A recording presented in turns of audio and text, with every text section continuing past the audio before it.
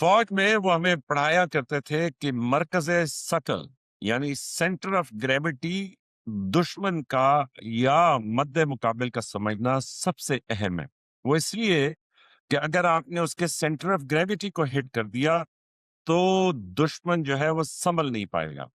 اب centre of gravity ہوتا کیا ہے یا مرکز ثقل کیا ہوتا ہے؟ اور آپ میں سے بہت ساروں کو میں کہوں گا کہ میرے پہ تو اتنے کامنٹس کرتے ہیں، یہ جزیرے مزیرے سب کچھ لکھتے ہو نا، تو ذرا نیچے کامنٹس میں لکھو کہ مرکز ثقل کیسے لکھتے ہیں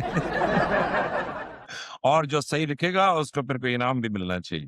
تو بہرحال مرکز ثقل کہتے ہیں سینٹر آف گریوٹی کو، اور سینٹر آف گریوٹی یہ ہے کہ مثال کے طور پہ یہ پیڈ ہے، تو اگر میں اس کو کسی ایسی جگہ سے پکڑ لوں کہ یہ پیڈ کھڑا رہے تو یہ اس کا سینٹر آف گریوٹی ہے، اگر میں اس کو سائڈ سے پکڑوں گا تو یہ گر جائے گا۔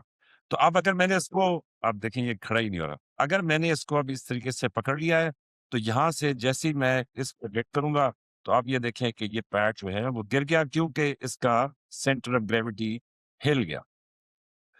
تو ایران، اسرائیل اور امریکہ کی جنگ میں جو مرکز ثقل ہے وہ ہے آبنائے ہرمز، اسٹریٹ آف ہرمز یا ہرمز کی گھاٹی۔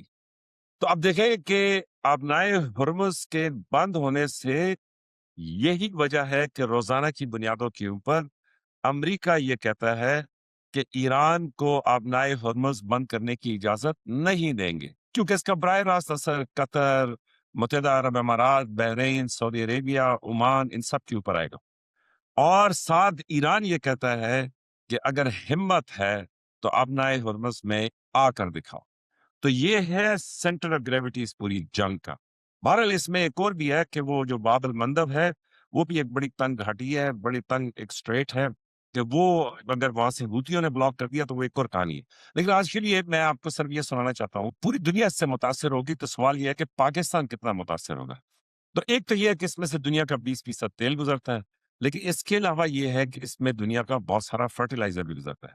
تو اب پاکستان اس سے کتنا متاثر ہوگا، تو اس میں ایک بڑی اچھی خبر ہے میرے پاس جو میں نے کہا میں آپ کے ساتھ شیئر کر دوں، اور وہ اچھی خبر یہ ہے کہ توانائی سب کے لیے بڑی اہم ہے۔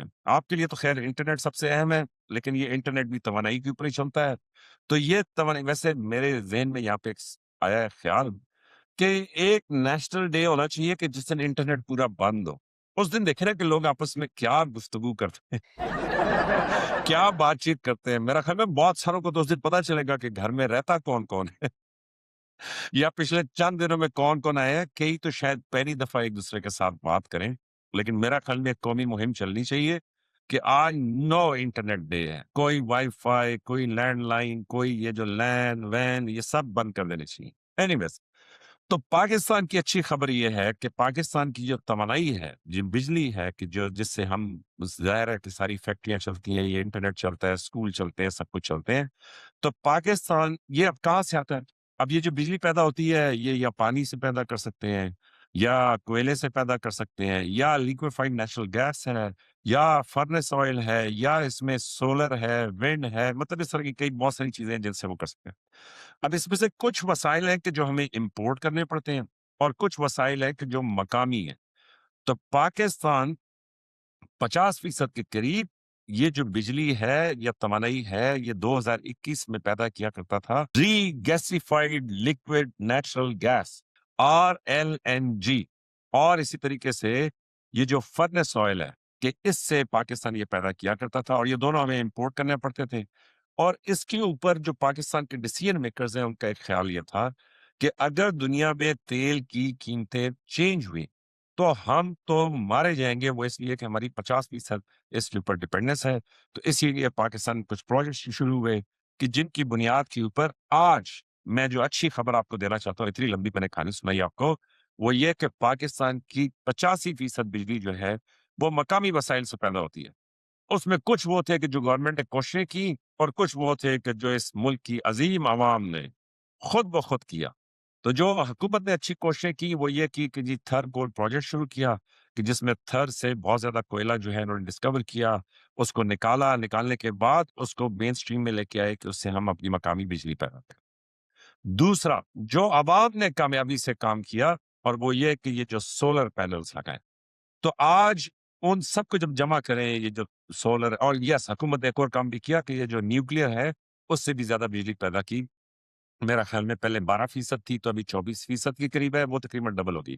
تو گراف آپ کو نظر آ رہا ہوگا, اس کی میتھس آپ خود کریں. میں تو یہ RLNG ری گیسیفائڈ لکوڈ نیچرل گیس اور یہ جو فرنس آئل ہے اسی کی ڈیفینیشن دیکھ کے کافی کنفیوز ہو گیا تھا. تو بہرحال آپ یہ دیکھیں کہ 2021 میں اگر یہ جنگ ہوتی جو ابھی ایران اسرائیل اور امریکہ کی جنگ ہو رہی ہے تو باقیوں کی تو چیخیں سنائی دیتی لیکن اس خطے میں شاید ہماری چیخیں سب سے زیادہ بلند ہوتی.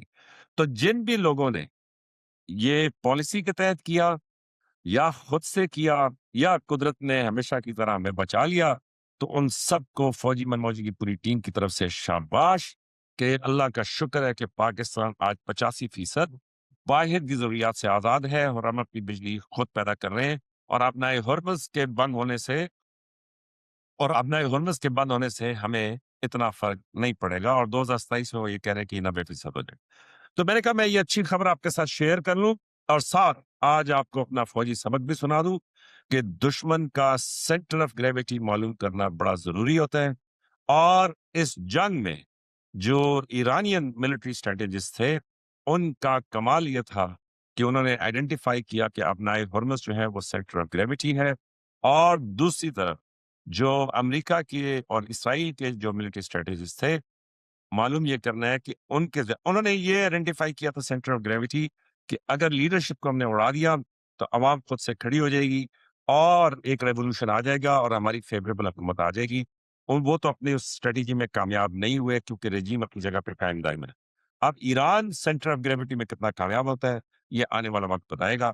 تو لائک سبسکرائب اور شیئر کریں. آپ کی محبتوں کا بہت شکریہ.